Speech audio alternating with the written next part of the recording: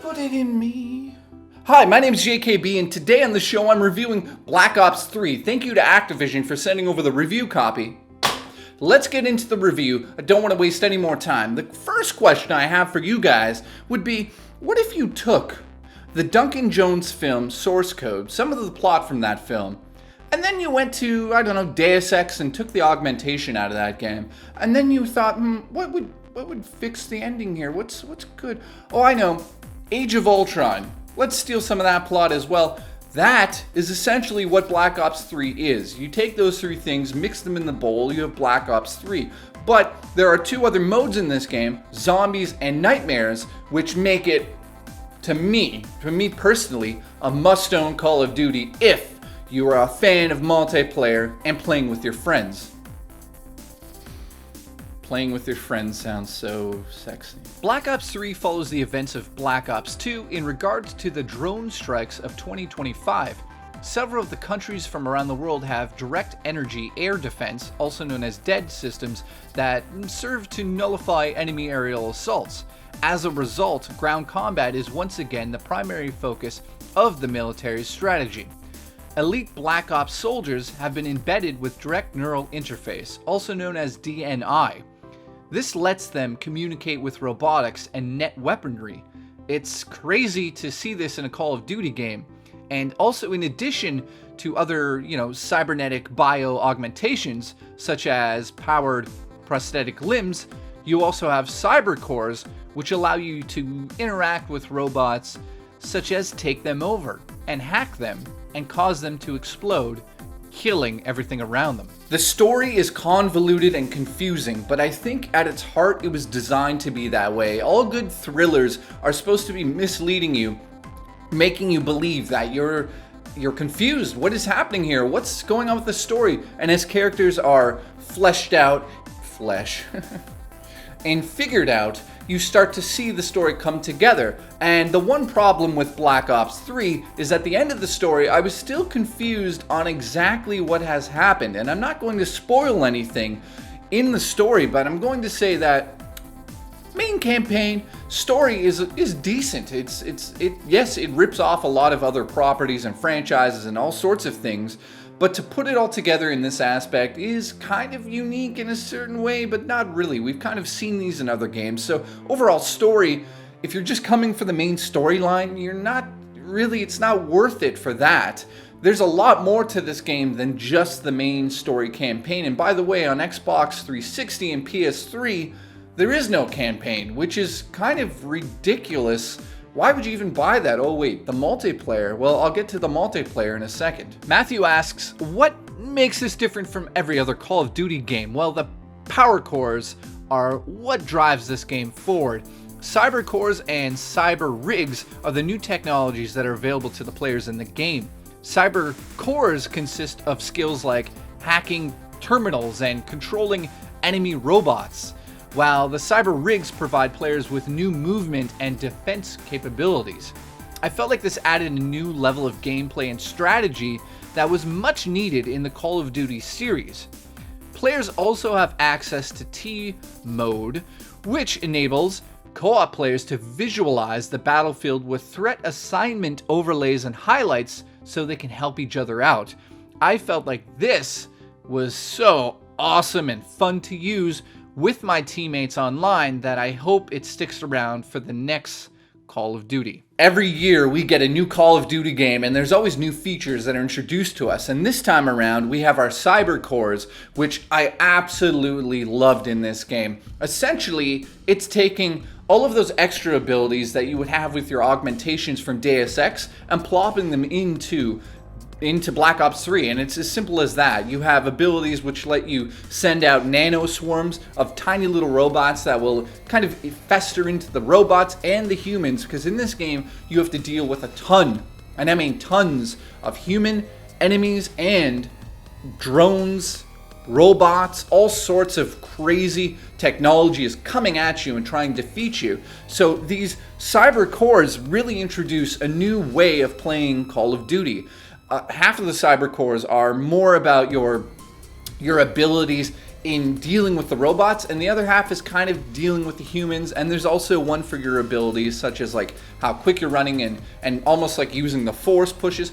But overall, I have to say, the cores in this game are fucking awesome, and I really enjoyed playing with those during the main campaign. Also featured is a safe house, which co-op players can kind of use to strategize between the missions in the main campaign. You can, review your weapon loadout and your collectibles, and the players can also access an in-game wiki to learn more about the backstory of the game and sort of get the state of the world that they're playing in.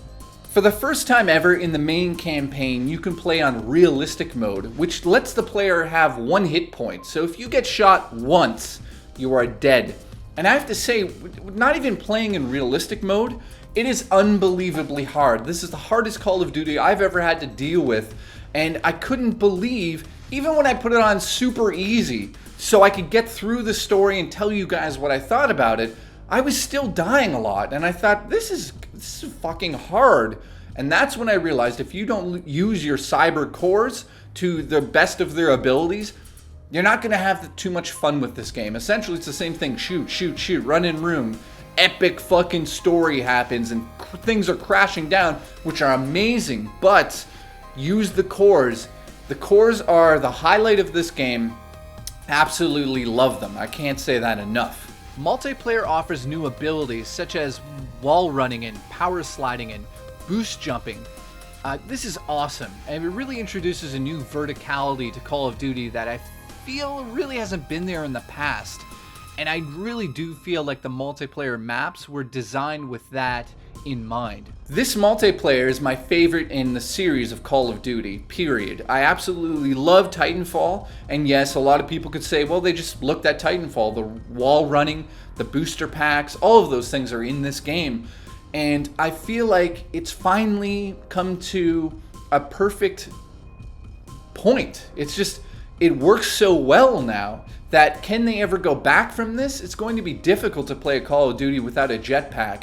And I don't know if that's going to hurt the future of the series, but I'm not here to talk about the future. I'm here to tell you, I enjoyed the multiplayer far more than I ever have in the past. The verticality of these levels is definitely thought out, and when they were sitting back designing this game, they thought about what would be the just most epic things you can do in multiplayer, and having water and the ability to go into the water in multiplayer is crazy. Like, these are crazy new additions to multiplayer that we needed. And now the abilities to, all of the upgrades are there, and all those perk systems and all of those things are in this game. And I know that everybody has played a Call of Duty, so I don't really need to explain what's really there, and you know what is there. I mean, we could do that, but you'd be bored out of your mind. Zombies mode returns and has its own XP progression system. This system affects gameplay by letting you customize your weapons. This is done by changing the skin and scope on the weapon, as well as adding attachments, custom logos, and symbols to all of your weapons. Zombie mode makes an epic return.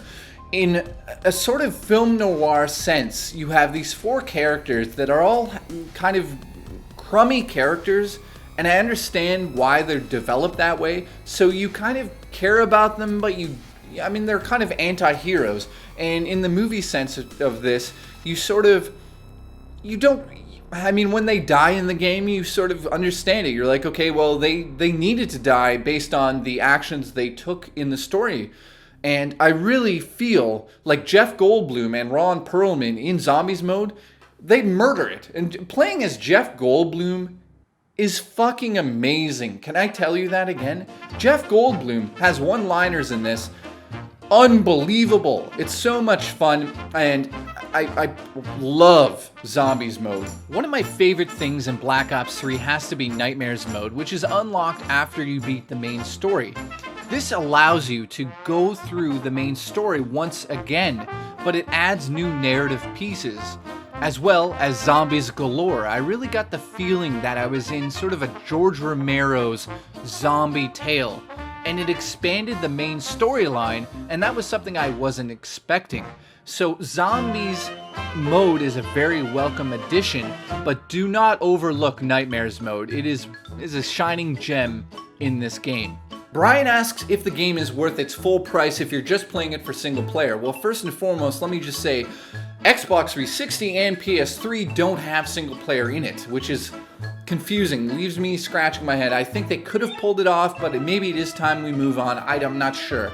The point here is there's a lot I really like about this, and when you're playing a Call of Duty game and it's like the 50,000th installment, you start to question, like, why am I playing this over and over and over? I don't understand it. Well, you come in for the story, of course. If you're a gamer, you want a really good story with your Call of Duty and those epic moments, and level design in this single player campaign is one of the most important parts of the game, because it sets out how fun the whole story will feel as you go through it. And in this game, absolutely love the open world feeling of the single player campaign.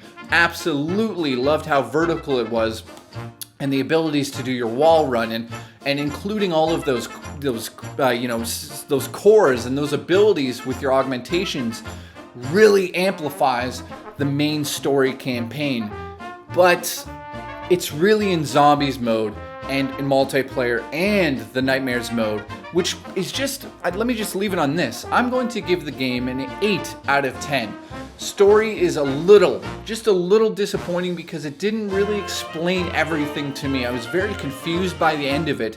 But in saying that, Zombies mode is spot on, and Jeff Goldblum steals the goddamn show. Unbelievable. So if you've played past Zombies modes in Call of Duty, this is the best one I've ever played, and the multiplayer is the most fun I've ever had in a Call of Duty game. The amount of fun you will have with this game is really a 10 out of 10. It is a lot of fun, but overall, 8 out of 10. And in closing, Nightmares mode is something that I'm so happy with. When you complete the main story campaign in this, it unlocks something called Nightmares mode, and it makes you feel like you're in a George Romero classic zombies film. They take key moments from the main storyline and interchange it. Instead of robots and just humans, you have your zombies in there, and you have your main character who's basically talking to a therapist, and she's explaining the outbreak. And I'm not going to give too much more away about it, but